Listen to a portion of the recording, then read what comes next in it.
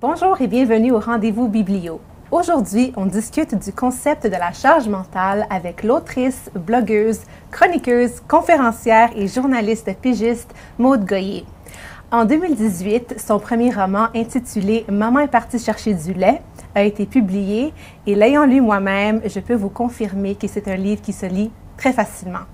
Maude, bienvenue à l'émission. Bonjour, merci. Maude, tu portes évidemment plusieurs chapeaux, Oui. incluant aussi celui de maman. Oui. Ma première question pour toi, est-ce que tu as toujours su que tu voulais te couronner de tous ces chapeaux? Ah, c'est une excellente question. Non, je te dirais que non. En fait, j'ai fait un bac en journalisme, puis je me dirigeais vraiment en journalisme écrit. Donc, j'étais dans des quotidiens à la Voix de l'Est. Je viens des cantons de l'Est. Alors, j'ai commencé à travailler au quotidien à Granby, la Voix de l'Est. Et ensuite, je suis allée au Journal de Montréal. Et c'est lorsqu'il y a eu le conflit, le lock-out au Journal de Montréal, que je suis partie à la pige. Puis je me suis dit, bon, bien, pourquoi pas faire ma propre business? Et maintenant, vraiment, c'est vraiment comme travailleur autonome, mais aussi comme business. Parce que j'ai une entreprise, Maude Goyer Inc. Et je gère moi-même tous les contrats et tout ça. Donc, c'est à la fois super stimulant, puis en même temps, parfois insécurisant, parce qu'évidemment, je suis à la pige, je suis mon propre patron, je dois trouver mon travail au fur et à mesure. Par contre, il y a de la place pour ça au Québec en ce moment. C'est possible d'en vivre puis de faire. Puis c'est ça que je voulais faire, vivre de ma plume puis du journalisme. Et quel genre d'article est-ce que tu écrivais lorsque tu travaillais pour ces journaux-là? Alors, j'ai vraiment fait un parcours un peu atypique dans le sens que j'ai commencé vraiment à la Nouvelle Générale, à la Voix de l'Est, puis après ça, je suis allée dans les faits divers, donc au niveau du, comme on dit, le niveau du crime, crime organisé, tout ça, mafia, motard, au Journal de Montréal pendant plusieurs années. Après ça, il y a eu le lock-out, alors je suis revenue un peu au général et c'est là que j'ai commencé à écrire une chronique, en fait un blog sur la parentalité, maternité, famille. Et depuis ce temps, donc maintenant depuis plus de 10 ans, j'écris vraiment sur ces sujets-là, sujets société plutôt. Et est-ce que tu étais déjà maman lorsque tu as commencé à écrire sur ce sujet? Oui, j'étais enceinte de ma deuxième. En fait, j'ai deux enfants, donc mon garçon Sacha qui a maintenant 15 ans et ma fille Romy qui a maintenant 12 ans. Donc, à l'époque, j'étais enceinte de Romy quand j'ai commencé à m'intéresser aux questions plus de parentalité, maternité. Puis ça a évolué évidemment avec l'âge des enfants, mais j'ai gardé après ça là, le côté blog, donc le côté communauté, avoir un accès direct avec plein de monde qui vivent des choses soit similaires parce qu'ils sont parents eux aussi d'âge d'enfants du même âge que les miens ou plus jeunes. Donc, ça me permet de garder contact en fait avec la situation et la réalité de ces gens-là. Mm-hmm. Ton blog s'intitule Maman 24/7. D'où t'es venue l'idée pour ce nom-là?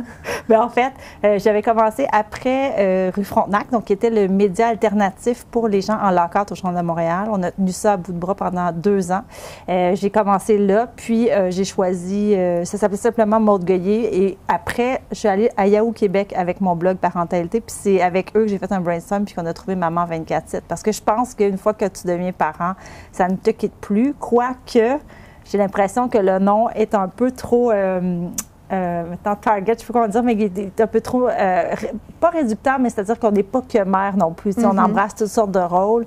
On est tous surtout quand tu es à la pige, tu es journaliste, tu es un peu pieuvre en fait, donc très multitâche. Mais j'aime encore le nom quand même parce que je pense que ça représente le fait que tu endosses toujours ton rôle de maman, peu importe après ça, qu'est-ce que tu fais dans la vie, dans les différents aspects de ta vie. Oui. C'est justement de ça que ton premier roman traite. Maman est partie chercher du lait. Quand est-ce que tu as eu l'idée d'écrire ce roman-là? En fait, en 2017. Donc, il est sorti en 2018, donc ça a été assez rapide comme écriture. En 2017, j'ai fait un peu les choses à l'envers. J'ai rencontré la directrice des éditions de l'Homme que je croisais à différents événements puisque je fais partie des médias. Et je lui ai dit, j'ai eu une idée de livre où quelqu'un aurait trop de charge mentale et déciderait de partir de la maison, ce qui finalement arrive à mon héroïne. Et elle m'a dit, excellente idée, parfait, on signe, puis on l'écrit. Fait qu'à partir du moment où j'ai signé, là, j'ai commencé à écrire. Fait que j'ai fait un peu les choses à l'envers. Et l'idée m'est venue, en fait, à partir du moment où Emma, la dessinatrice, avait sorti sa BD « Fallait demander qui a vraiment remis au goût du jour la charge mentale. Quand j'ai lu ce livre-là, puis que je l'ai publié sur Maman 24/7 sur mon blog, donc, et que j'ai reçu les témoignages de plein de femmes, de mères qui se reconnaissaient à travers « Fallait demander », la BD où la charge mentale est exposée, je me suis dit, je pourrais prendre tous ces témoignages-là puis les mettre dans un personnage, puis je pense que ça pourrait créer quelque chose d'intéressant. Donc, de là m'est venue l'idée. Et en plus, il y a eu un fait divers qui est arrivé à Rimouski dans le même moment. Une femme qui avait quitté, on ne savait pas pourquoi, elle était juste écœurée. Elle avait tout sacré là, puis elle était partie. Et on l'a retrouvée dans l'Ouest. Et finalement, OK. elle n'avait pas d'enfant, finalement. Elle était juste comme, elle voulait changer de vie. Mais moi, j'ai comme tout mis ça dans une OK. personne. Puis je me suis imaginée, j'ai dit, mon Dieu, es-tu partie parce qu'elle était vraiment tannée ou vraiment ennuyée ou écœurée de sa vie? Puis en même temps, quand tu deviens parent, je pense qu'il y a un moment ou un autre où tu rêves un peu de faire ça, de partir. Tu sais, il y a comme un côté fantasme là-dedans. Fait que je trouvais ça intéressant de tout mettre ça ensemble. Oui, c'est le fantasme que tu as un peu indulgé dans, dans le livre. Donc, mettons une chose au clair, Isabelle, le personnage principal, son histoire n'est pas inspirée de la tienne. Non, ce n'est pas mon histoire. Mais par contre, il y a certains passages où les gens qui sont proches de moi peuvent me reconnaître, par exemple, aux études où j'ai rencontré mon mari. Donc, il y a certains aspects d'Isabelle qui me ressemblent, mais ce n'est pas mon histoire. Je ne suis pas partie de chez moi sans crier gare et en laissant mes enfants et mon mari dans le néant. Dans le chaos. Tu as mentionné la charge mentale, je l'ai mentionné aussi tantôt dans mon introduction. On entend souvent parler de santé mentale, de maladie mentale. La charge mentale peut-être un peu moins. Est-ce que tu peux nous définir le concept? Oui. Alors, la charge mentale, c'est le fait de devoir penser et planifier et anticiper et gérer toutes les tâches dans la sphère domestique, donc à la maison, pour que tout arrive à temps pour tout le monde. Donc, c'est comme répondre aux besoins de tout le monde. Mais on est vraiment dans le penser et non dans le faire. C'est faire les tâches domestiques, c'est une chose. Si je te dis, on se fait un souper, Nadine, coupe des carottes, c'est assez facile parce que je te dis quoi faire, puis tu le fais, puis c'est tout. Ça, c'est la tâche. Mais quand on prépare un souper, le fait de penser au souper, de penser à notre menu, d'acheter les ingrédients, la fameuse question « qu'est-ce qu'on mange ce soir », ça, c'est la charge mentale. Et c'est beaucoup les femmes qui portent la charge mentale. En fait, selon plusieurs sondages, 90 des femmes disent que chez elles, c'est elles le pilote et elles n'ont pas de copilote. Elles sont pilotes et ce ne sont que des passagers derrière. Même aujourd'hui, en 2022, au Québec. Encore beaucoup les femmes qui portent. En fait, on dit même le programme des Nations Unies disait qu'à travers la planète, 50 du travail invisible, plus de 50 du travail invisible était fait par des femmes. Puis ce travail-là est souvent non rémunéré, non reconnu. Il est comme intangible, il est comme invisible. Puis ça apporte une lourdeur, en fait. Est-ce que c'est une lourdeur, selon toi, qui est encore plus lourde parce qu'elle n'est pas reconnue par le partenaire de la femme en question? Oui, par le partenaire et par la société, parce qu'on peut parler, certaines vont même parler d'exploitation domestique, dans le sens que, tu sais, ça peut faire l'affaire de certaines personnes d'avoir un employé gratuit qui fait plein d'affaires à la maison. Ouais. Donc, pendant ce temps-là, bien, l'autre peut prendre un envol dans sa carrière et l'autre est comme pris un peu avec toutes les tâches et tous les soins des enfants. Parce que la charge mentale, je le rappelle, c'est le fait d'avoir le petit hamster qui tourne, d'avoir toujours une liste de choses à faire. Tu sais, les sondages démontraient que les femmes disaient que leur vie était une liste sans fin de choses à faire. Tu sais, c'est terrible. Puis pendant ce temps-là, tu peux pas, si c'est ça que tu souhaites, tu peux pas te concentrer sur ta carrière ou aller défoncer des plafonds de verre si tu es pris avec toute la charge mentale toute seule. Est-ce que c'est les femmes au foyer qui se sentent comme ça ou même les mères qui continuent de travailler ou les deux? Les deux, okay. C'est ça. C'est vraiment les femmes en général, surtout les mères qui portent la charge mentale. Mais en fait, même si tu n'es pas mère, tu peux ressentir une charge mentale. Si tu es en couple, bien là, tu peux t'occuper de l'agenda. Tu sens que c'est toi qui s'occupe de l'agenda social du couple ou être sûr qu'on ne manque rien à la maison ou penser au repas ou penser, bien là, si on va au restaurant hier, mais là, on y va aussi après-demain, ça marche-tu, on laisse... Tu sais, tout ça, c'est de la charge mentale puis c'est surtout les femmes qui la portent. OK. Tu as mentionné aussi que les jeunes filles qui ont environ 12 ans commencent déjà à ressentir une charge mentale à l'école. Est-ce que tu peux nous expliquer pourquoi? Bien, en fait, ces temps-ci, je suis beaucoup dans le sujet du code vestimentaire. Donc, ce qui est attendu des jeunes filles, que ce soit même dès l'âge de 3, 4, 5 ans, 12 ans, souvent va être très différent de ce qui est attendu des garçons. Puis c'est pour ça qu'on dit que la charge mentale, c'est quelque chose c'est pas quelque chose c'est quelque chose qui est inné. C'est pas quelque chose qui est inné, en fait, c'est quelque chose qui est appris et qui est attendu. C'est la façon qu'on élève nos enfants. Donc, par exemple, à l'âge de 12 ans, bien, le fait de porter certains vêtements, c'est un sujet d'actualité en ce moment, bien, le fait de porter certains vêtements, les filles, on leur demande de faire attention à ce qu'elles portent pour pas que ça déconcentre les garçons. Donc, on remet la charge mentale du corps de la fille qu'elle a géré sa représentation dans l'espace public. C'est à elle de gérer, puis on le demande dès l'âge de 8 ans, 12 ans, ce que je trouve complètement épouvantable. Donc, si ta robe est trop courte ou tes shirts sont trop courts, on va te demander de retourner à la maison, te changer, mais le garçon, lui, ça va. T'sais, pourquoi? Parce que là, il y a toute une question d'hypersexualisation du corps de la fille, mais à 12 ans, les filles ont des charges mentales déjà. Oui, je comprends. On pourrait dire que les femmes au bureau ont aussi cette charge mentale-là parce qu'il y a même des codes vestimentaires dans la plupart des compagnies. Puis même si les gens vont dire que le code vestimentaire va s'appliquer à tous, la réalité, c'est que quand on vient taper sur l'épaule de quelqu'un pour dire quelque chose qui ne marche pas, c'est à cause des filles. Oui. Puis là, les bretelles en spaghetti, c'est pas des hommes qui portent ça. C'est ça, exactement. Mais c'est soit trop moulant. J'ai des témoignages d'une maman qui me disait que sa fille de 5e année avait un col roulé qui était trop moulant. Ah. OK. Fait que là, ça s'en vient. Les leggings, il y en a que c'est permis, il y en a que c'est pas permis. Bref, il y a tout un... Mais tu sais, ça, après ça, les jeunes filles, le message qu'on leur envoie, c'est à toi de gérer ça. Donc, responsabilisation de la victime et non responsabilisation du garçon. Pourquoi on ne dit pas au gars à la place, bien là, gérez vos hormones. Mm-hmm. Fait que ça revient encore à gérer la victime doit être la responsable. Fait qu'il y a comme un discours là, il y a un terrain très glissant là. Fait qu'il faut, je pense qu'il y a comme une rectification à faire, puis je pense que c'est en train de se faire. OK. Justement, qui est-ce qu'il faudrait sensibiliser face à cet enjeu-là? Bien, laisser les filles s'habiller comme elles veulent. Si on peut s'arrêter de dire aux filles quoi faire, quoi montrer, quoi cacher, puis aussi, bien, se poser la question qui ça dérange et pourquoi. Mm-hmm. C'est ça, les vraies questions au cœur de cet enjeu-là. Je comprends. Retournons à ton roman, Maman est partie chercher du lait. Il a été publié en 2018, tu as eu l'idée en 2017 et Isabelle est en quelque sorte un amalgame de plusieurs histoires, de plusieurs femmes. Pour les gens qui n'ont pas lu ton livre, qu'est-ce que tu peux nous... mets-nous dans le contexte du roman. Bien, en fait, Isabelle est à la maison. Elle a 2 jeunes enfants avec son conjoint et se rend compte qu'elle n'est pas heureuse là-dedans parce que tout s'est enfilé de fil en aiguille puis elle se retrouve avec beaucoup de charges mentales et de tâches. Et un soir, elle va décider de juste comme péter les plombs et ne pas rentrer. Alors, un soir où elle était partie faire une commission, bien, elle va juste passer tout droit et ne pas rentrer à la maison, prendre l'autoroute et se dire, je roule jusqu'à temps que je sache qu'est-ce que je veux faire, changer ou ne pas changer. Puis là, bon, on va la suivre dans son road trip, dans son escapade sur la route, où elle va rencontrer différentes personnes, où elle va vivre différentes choses. Et là, elle va avoir une décision à prendre. Est-ce que je rentre, est-ce que je ne rentre pas?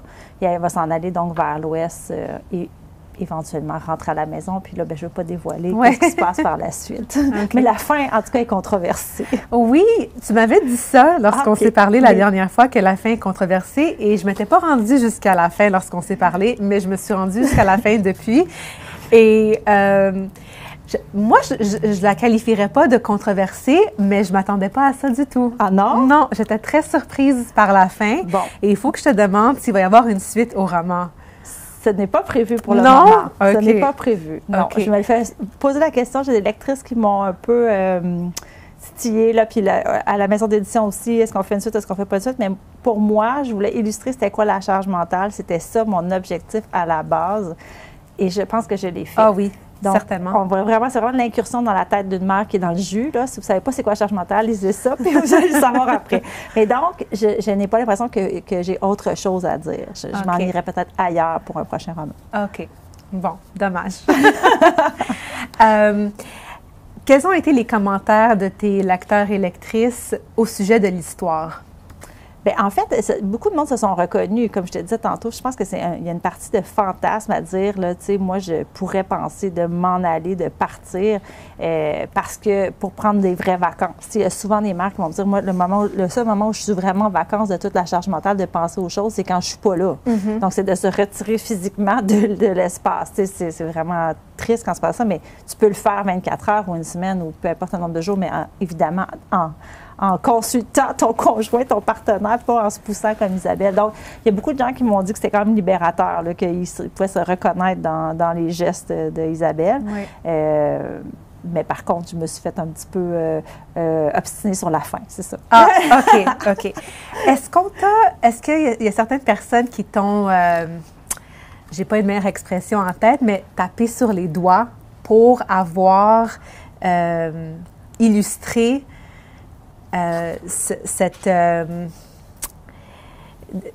d'avoir, disons, peint la vie d'une maman surchargée de cette façon-là? Pas tant, non. Non? Non, j'ai l'impression qu'il y a beaucoup de monde qui... c'est sûr que le ton est caustique. Tu sais, le ton est pas... On n'est pas dans un... La couverture peut laisser penser qu'on est un peu chick-lit, mais on n'est pas là-dedans. Tu sais, le ton est assez... Tu sais, elle sacre beaucoup. Ouais. Elle est très... C'est une femme pas mal en colère, en fait, là. Un peu déçue, un peu amère. Donc, mais elle réfléchit aussi. Fait que ça, je pense que les gens sont reconnus là-dedans. Mais non, je me suis pas fait trop taper sur les doigts. Non, OK. Non. Non. C'est bon. Isabelle fait la rencontre d'une maman aussi à un moment donné dans le livre, une maman qui lui dit, qui lui avoue l'admirer beaucoup pour ce qu'elle a fait. Est-ce que tu penses que c'est que ce qu'elle a fait est admirable? Non, pas du Non, tout. pas du tout. Pas du OK. tout. Non, je recommande pas ça à personne. Ben non, parce qu'en fait, Isabelle, elle se pousse. Tu sais, ceci dit, il y a des femmes qui le font, ça existe encore, les gens qui disparaissent de façon mystérieuse. J'ai fait quelques recherches par rapport à ça. C'est des gens qui quittent leur vie puis qui donnent plus de nouvelles. Mais tu sais, c'est terrible pour les gens derrière. Je veux dire, lui, Ouais. elle, dans ce cas-ci, dans mon livre, son conjoint, il capote, tu sais, il trouve ça super dur parce que c'est pas ce qui est arrivé. Donc, il y a toute la partie inquiétude qui embarque. Fait que non, c'est vraiment pas un modèle, c'est zéro admirable. Mais je voulais amener cette possibilité-là, puisqu'on sait qu'il y a un fantasme quelque part caché de dire je m'en vais, mais pas nécessairement je m'en vais sans avertir personne. Ouais. Mais donc, je voulais au moins le mettre dans le livre. Je trouvais ça important. Qu'elle soit, pour certains, une traître épouvantable et pour d'autres, une héroïne, une idole. Ouais. C'était le paradoxe entre les deux que je trouvais intéressant. Ouais. Est-ce que tu as déjà entendu parler du concept en anglais, on dit le mom shaming? Oui. Oui. Oui. Qu'est-ce que tu en penses? Est-ce que tu trouves que c'est encore commun de nos jours? Bien, en fait, quand on dit mom shaming, c'est le fait, par exemple, de se faire des petits commentaires désobligeants entre mères, puis de se juger entre mères. Ça existe encore beaucoup, malheureusement, mais comme dans toutes les sphères de la parentalité, on a un peu de tout. Là. On a la mère Pinterest qu'on va juger parce que c'est trop, justement. Tout est blanc, tout est parfait, avec des lilas et du lin et du blanc et du beau bois. Et tu as la mère, après ça, indigne, qui a juste hâte à son vendredi, puis que, tu sais, et là, qui est vraiment à bout de tout, puis qui va se confier à ses copines qui vivent la même chose qu'elle. Puis là, ensemble, ils vont trouver que leurs enfants sont bien épouvantables. Puis entre les deux, bien, c'est la masse. Puis en fait, on vit tous des extrêmes entre les deux, puis il y a plein de parents ordinaires, c'est-à-dire de mères ordinaires qui essaient juste de faire du mieux qu'elles le peuvent, juste leur gros possible. Ouais. Alors, oui, il y a encore du mom shaming, mais je pense qu'il y a aussi beaucoup de solidarité à travers les mères, les parents, grâce entre autres aux réseaux sociaux. Parlons-en des réseaux sociaux. Ta page Instagram est super intéressante. D'ailleurs, si on veut te suivre en ligne, c'est Maude Goyer, _maman247. Ça, c'est sur Instagram, oui. Oui. Est-ce que tu as d'autres pages? Bien, Facebook. Mon Facebook OK. est beaucoup plus actif encore que OK. mon Instagram, où c'est vraiment là qui est plus comme mon blog. Donc, sur Facebook, c'est Maman247 tout simplement. OK. Puis je suis aussi sur Twitter, mais ce sont plus rares les gens qui Ouais. sont sur Twitter quand même. C'est plus niché. Mais du côté des médias, on est beaucoup sur Twitter, donc ça devient intéressant. Est-ce que tu traites Instagram un peu comme ton blog personnel? Oui, mais encore là, oui, mais je ne mets pas tout non plus. Tu sais, je pense qu'il faut qu'il y ait un dosage entre des informations peut-être un petit peu plus personnelles parce que tu deviens un peu comme une influenceur, un peu malgré toi. Donc, tu vas mettre des choses un peu plus personnelles de ce que tu vis, des idées d'activités, de sorties, etc., même de recettes aussi, parce qu'on cherche toujours ça. mais je ne vais pas tout mettre non plus. Mais c'est sûr qu'en stories, dans mon Instagram, je vais aborder beaucoup de sujets, je vais sonder ma communauté, puis moi, bien, ça devient comme un vase communicant parce que je travaille là-dedans. Donc, je me sers à la fois des témoignages puis du pouls que je prends sur mes réseaux sociaux pour faire des articles. Fait que c'est vraiment c'est donnant-donnant. OK. Quels sont certains des témoignages que tu as reçus via les réseaux sociaux de mères ou de lectrices qui t'ont particulièrement touchée? Par rapport à mon livre, par exemple? Par rapport à ton livre, oui, ou par rapport aux informations que tu partages? Bien, en fait, là, ces jours-ci, comme je parle beaucoup du code vestimentaire, j'ai eu un tsunami, vraiment, mais une avalanche de commentaires, de témoignages de parents qui me parlent de ce que leurs filles vivent à l'école. Ça a été très troublant parce que je ne m'attendais pas appareil déferlement. Mais sinon, par rapport à la charge mentale, j'ai presque à toutes les semaines des commentaires, soit des femmes qui se reconnaissent à travers Isabelle puis qui me disent « Moi, c'est comme ça que je me vis, qu'est-ce que je peux faire? » Il y en a qui viennent me chercher conseil. Ça, c'est toujours délicat aussi parce que moi, je suis journaliste, je m'intéresse à cette question-là, mais je ne suis pas là pour poser un diagnostic. Je ne suis pas là pour dire non plus, il faut faire ci ou il faut faire ça. Il y a autant de façons de gérer sa famille, sa charge mentale qu'il y a de famille. Fait que c'est très délicat. Puis je ne suis pas non plus psychologue ou psychoéducatrice. Mais c'est sûr que des femmes qui m'ont dit, ben moi, j'ai lu ton livre, puis j'ai eu une discussion, puis je me suis rendu compte que ça ne changerait pas, fait que je vais me séparer. Oh! Oui, ça, c'est quelque chose. Là, tu fais, OK, j'ai peut-être été l'élément déclencheur, mais en même temps, je refuse de prendre la responsabilité parce que. Mais il y a des filles qui ont lu le livre puis qui se rendent compte, qui se lèvent le matin puis qui se disent, je me souviens particulièrement d'une fille qui m'avait dit, ben je me suis levée un matin puis j'ai regardé mon chum qui dormait puis je me suis dit, ben je l'aime plus.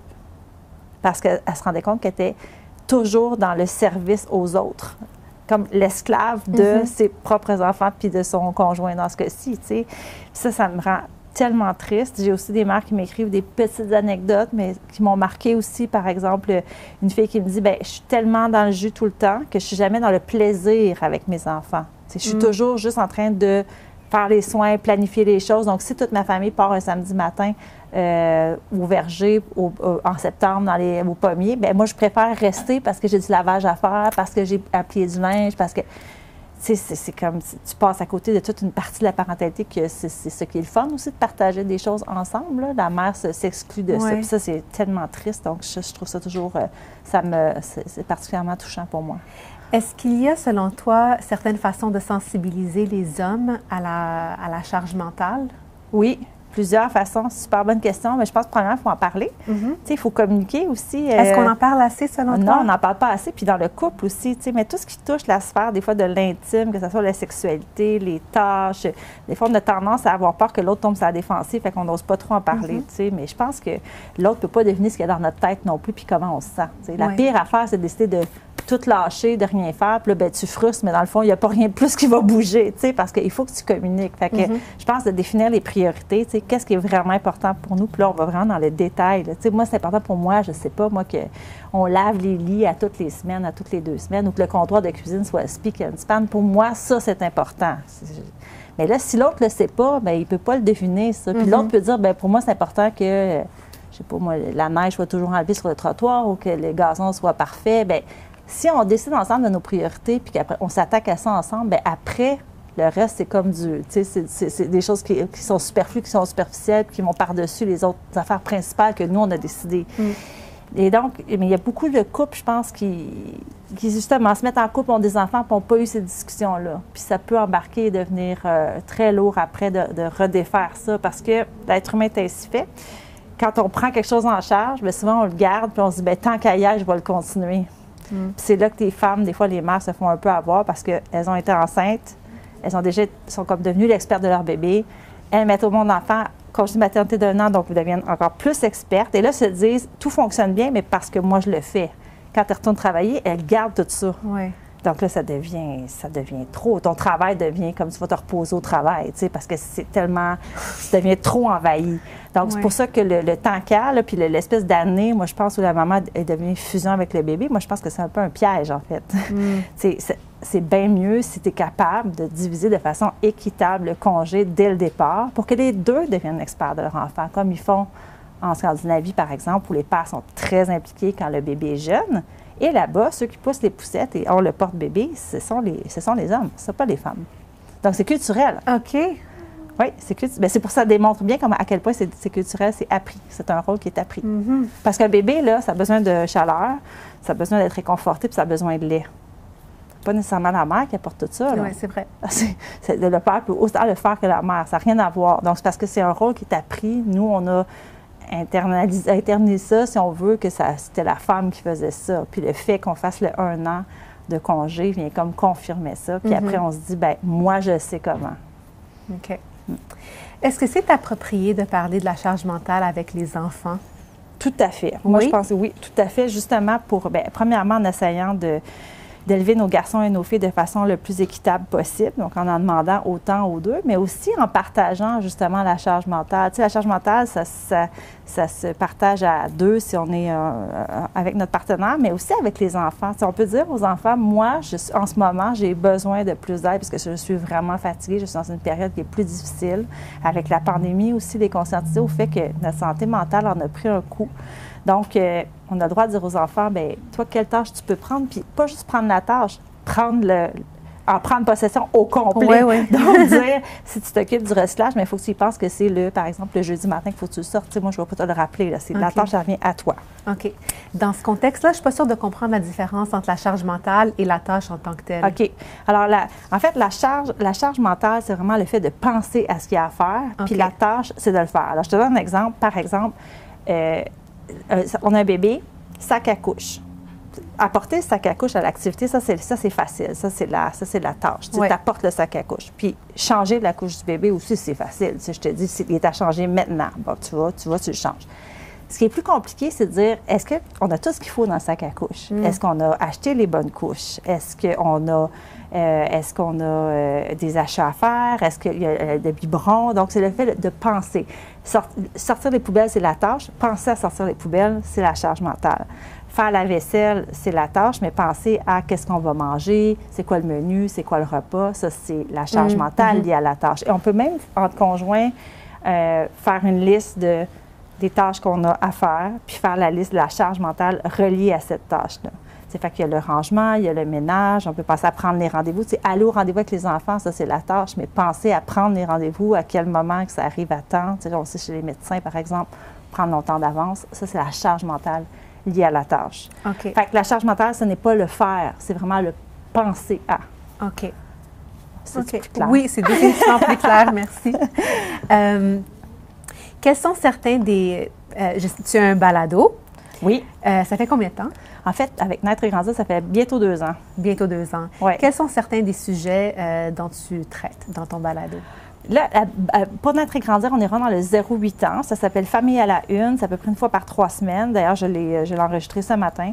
Donc, en 5 minutes, je fais le tour de sujets d'actualité pour vraiment les parents de 0-8 ans.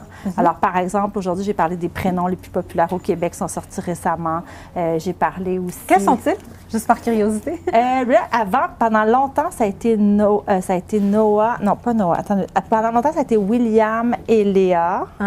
Maintenant, j'ai comme un blanc, je pense que est-ce que c'est Alice ou c'est Olivia? C'est Olivia. OK. Olivia et je pense que c'est William ou Thomas. En tout cas, on est dans le top 10, à peu près dans le top 10. Donc, tu sais, je l'ai enregistré ce matin, puis je me souviens plus. Maman 24/7. J'ai parlé aussi longuement d'une série japonaise sur Netflix qui est sortie qui s'appelle Old Enough. En français, c'est Comme un grand, comme des grands.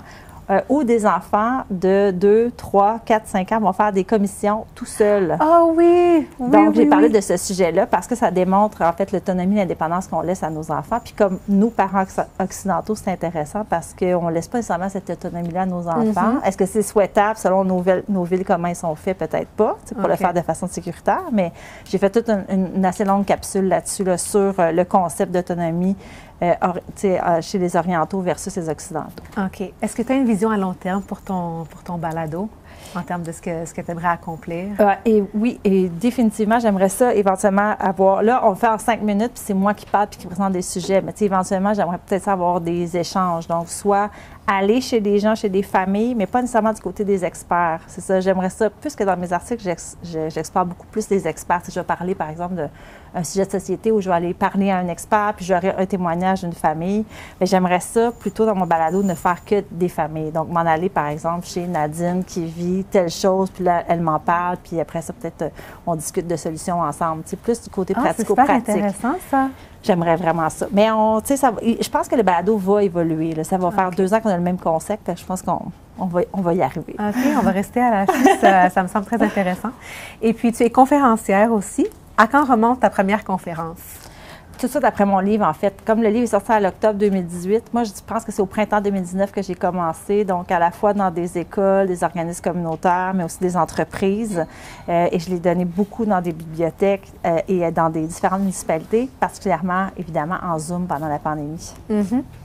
Et donne-nous un peu un aperçu. Un aperçu, oui. Un aperçu de la conférence. Donc, la conférence, c'est vraiment sur la charge mentale.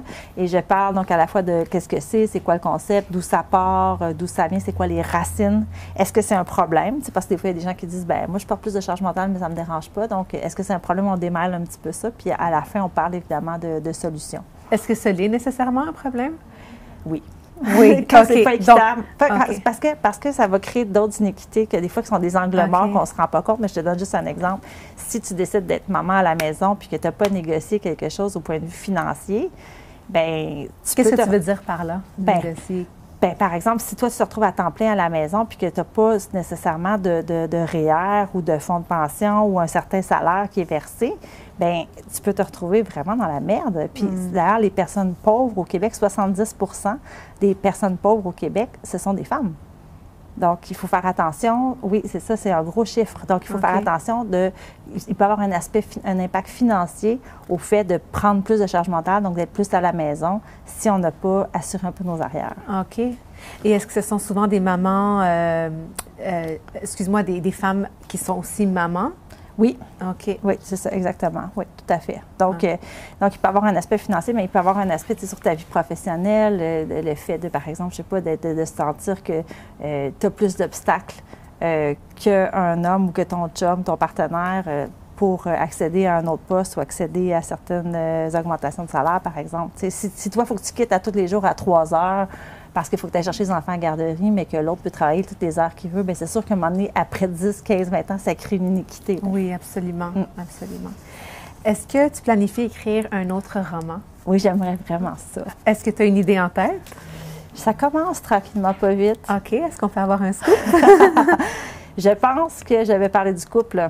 OK. Oui, je pense que je vais parler du couple, mais je ne veux pas aller plus loin que ça parce que je n'ai même pas parlé à ma directrice de maison d'édition encore. Mais ça sent bien. Je sens vraiment que la pandémie m'a amené des sujets, puis je me dis, OK, il y a peut-être quelque chose à faire. Mais tu sais, le couple, on peut se dire que ça a été vu et revu, mais je pense que j'ai peut-être quelque chose à ajouter dans la mare de livres sur la romance. OK. Et est-ce que ce sera un roman qui sera écrit du point de vue de la charge mentale? Non. Non, pas du tout. Non, c'est ça, on va vraiment sortir, on va vraiment aller ailleurs, mais c'est vraiment quelque chose qui me tient à cœur. C'est super important. En fait, moi, mon rêve de petite fille, c'était d'écrire un roman. OK. C'était vraiment un rêve que j'avais. Je pense que j'avais 12 ans quand j'avais dit à ma mère, moi, je vais être écrivaine.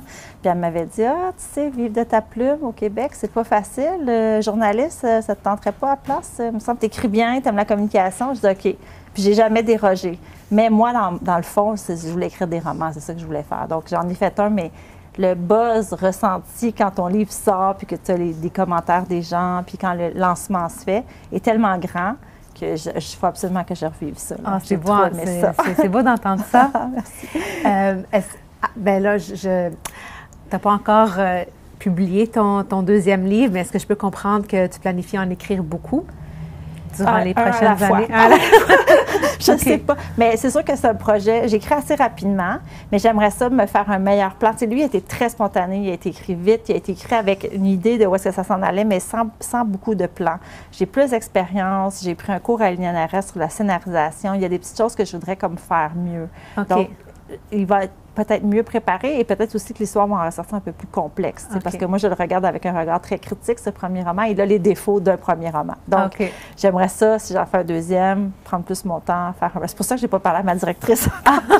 J'attends d'être plus prête, puis après ça, je vais y parler. OK.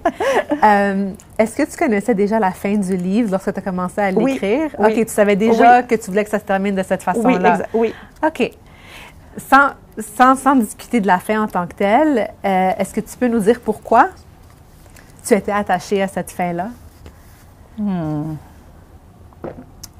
Parce que ça aurait été incohérent avec le tempérament et la personnalité d'Isabelle d'aller ailleurs que là. Que là. Oui. OK. Parce qu'en fait, quand elle a fait le constat qu'elle a fait au retour, elle ne pouvait pas juste... Il fallait qu'il se passe quelque chose. Donc, c'était inévitable. OK. Quels sont les points forts du livre, selon toi? Les points forts, c'est des chapitres courts. C'est court, c'est punché. C'est assez comme, donc, en ce sens-là, chaque chapitre est comme un petit volet, puis tout mis ensemble, ça fait l'histoire.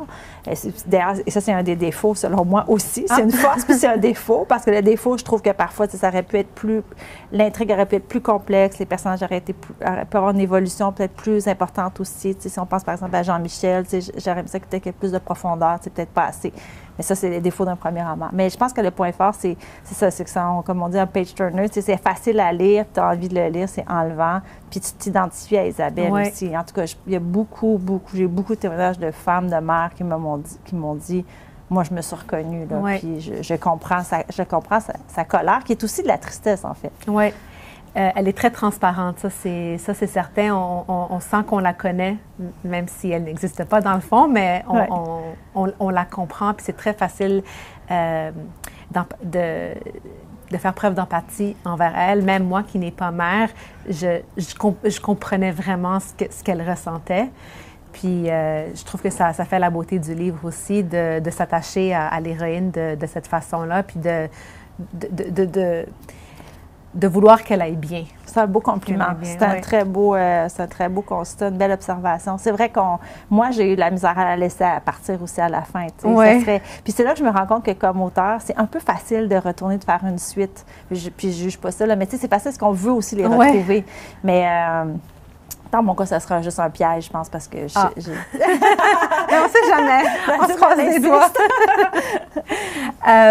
Tu es chroniqueuse aussi. Oui. Justement, je pense que tu vas aller faire une chronique après l'émission. De quoi tu parles dans tes chroniques? Bien, c'est presque toujours société, famille, maternité. Donc, la semaine passée, vendredi, j'ai parlé de la pénurie de préparation pour nourrissons, donc de lait maternel, la poudre, en fait, le lait en poudre, puis le lait déjà tout prêt, aux États-Unis, a des impacts de plus en plus au Canada et au Québec. Et donc, j'ai parlé à des parents qui commençaient à capoter parce qu'ils ne trouvaient plus de lait nulle part. Donc, ce que j'aime surtout, c'est de présenter vraiment la vision des parents. Je me fais un peu le porte-voix de ce qu'eux vivent. Fait qu'une mère qui me dit j'ai fait 2 heures de route pour aller chercher 2 cannes de lait que j'ai trouvées sur Marketplace. T'sais, ça me touche, la bébé de 4 mois, tu comprends? Ou encore, j'ai vu aux États-Unis une mère qui avait commandé du lait, puis quand c'est arrivé, c'était de la farine, parce que qui dit pénurie dit qu'il va y avoir des raquettes. Éventuellement, il y a des gens qui vont vouloir en profiter. Donc, elle avait commandé sur, je pense, un genre Marketplace là-bas, une femme du Connecticut, puis quand le lait est arrivé, c'était de la farine. Donc, elle s'était fait duper, tu sais. Fait que c'est ça. Fait que à chaque fois que les parents vivent quelque chose relié à la famille, c'est ça qui m'intéresse particulièrement. Donc, à la radio, qui est au 98.5, où je travaille de façon ponctuelle, donc comme collaboratrice, la façon que ça fonctionne, c'est moi qui lance mes sujets. Donc là, on me dit si oui ou non il y a un intérêt. Puis s'il y a un intérêt, c'est dans 2 heures. OK. Toujours que tu sois. Bien, il y a le côté adrénaline. Ouais. Puis quand tu présentes ton sujet, souvent tu le connais déjà. Mais c'est sûr qu'à partir du moment où je me fais dire oui, tu vas être à la radio, bien, je tasse tout. Puis je me concentre sur ma préparation parce que pour parler en ondes, en direct pendant 7 minutes, il faut que tu sois prêt. Oui. Puis je fais de la télé aussi ce soir. Fait que c'est une journée... Wow! c'est une journée bien remplie. Oui, bien c'est le fun. Oui, c'est ça. Mais ça veut dire que tu es en demande. Bien, c'est la pige, c'est ça qui est formidable aussi. Quand tu fais des pitchs de sujets, puis qu'on te dit oui, bien, tu y vas. Puis si tu veux prendre congé, bien, tu prends congé, tout simplement. Il n'y a personne pour te dire quand les prendre ou combien de temps. Ça, c'est fantastique. Pour revenir rapidement sur le point de la pénurie de lait, j'imagine que ça aussi, ça ajoute à la charge mentale de la femme. Bien, exactement, tout à fait. Oui, c'est ça. Donc, j'ai eu beaucoup de témoignages. J'ai fait une publication sur ma page Facebook, Maman 24/7, puis j'ai reçu plein de témoignages de mères. Tu sais, ma communauté, elle est petite, mais très engagée. Donc, quand je fais des appels à tous, ça répond, puis moi, je peux me servir de ces témoignages-là après. Fait que c'est comme vraiment ultra pratique. Mais oui, ça rajoute un stress énorme sur les mères. Tu sais, il y en a qui me disaient, moi, mon enfant est allergique, il peut ne prendre que telle sorte de lait, le lait n'est plus disponible. Mon médecin m'en prescrit, j'arrive à la pharmacie, puis les pharmaciens disent voici la dernière canne, j'en ai plus d'autres. Fait que qu'est-ce qu'elle fait, la mère? Vraiment, qu'est-ce qu'elle fait? Bien, là, dans ce cas-ci, elle m'a dit je vais essayer de restimuler pour réallaiter, parce que si elle suit une diète très particulière, elle va pouvoir allaiter son bébé. Donc, elle se remettait dans l'allaitement. Oh, wow! Bien, c'est ça. Mais ça, c'est une des solutions, mais je veux dire, c'est très difficile. Il y en a qui essaient de faire de s'orienter vers d'autres sortes de lait, mais là, il peut y avoir des conséquences pour le bébé, des allergies. J'ai reçu des photos de bébés toutes plaquées parce que la mère avait donné un autre lait que l'autre a trouvé plus. Bref, c'est un casse-tête, cette chose. Puis le gouvernement, il va falloir qu'il s'en mêle. Ouais.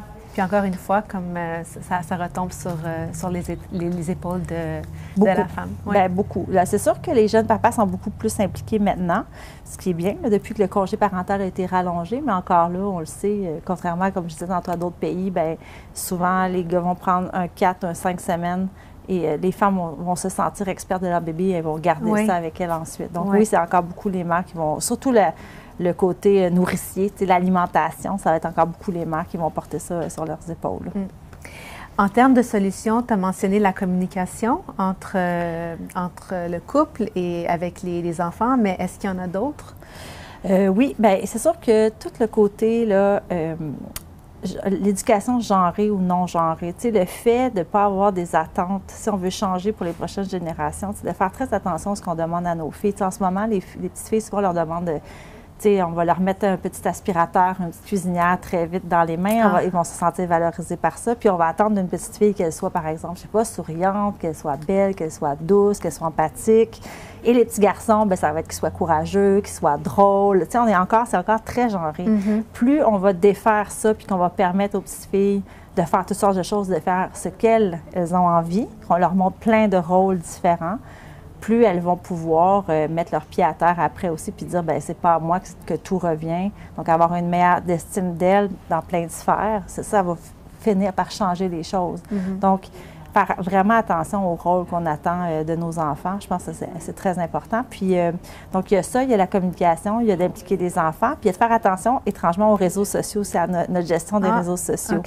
Le fait que beaucoup de femmes, en tout cas de ma génération, il y a un aspect Wonder Woman. On veut tout faire, on va demander l'aide de personne. Moi, je suis capable de... Mais c'est un piège. Puis en se comparant avec les réseaux sociaux, ça fait pas longtemps que ça existe. Là. Facebook, il y a 2006, 2008, c'est assez récent. Et là, tout à coup, on a accès à tout ce que les autres font derrière les portes closes. Donc là, tout le monde va aux pommes en septembre. Moi, j'y vais pas. Ça y est, je suis une merde. Je suis une mère indigne parce que je suis pas là. Mais c'est pas vrai, c'est parce qu'on a tendance à se comparer. Fait que je pense que les gens qui vont beaucoup sur les réseaux sociaux, surtout les mères, les nouvelles mères, c'est faire attention comment ça peut jouer sur ta confiance puis ton estime, puis te dire que c'est un endroit pour t'inspirer. Et donc, peut-être que si tu te sens comme pas bien après avoir scrollé, comme on dit, avoir regardé les réseaux sociaux, bien, peut-être qu'il faut que tu enlèves certaines choses, que tu fasses du ménage. Et que tu choisisses avec beaucoup d'attention qui tu suis et pourquoi. Puis c'est toi qui dois être comme le boss de ça, tu sais, pas les notifications. C'est très important.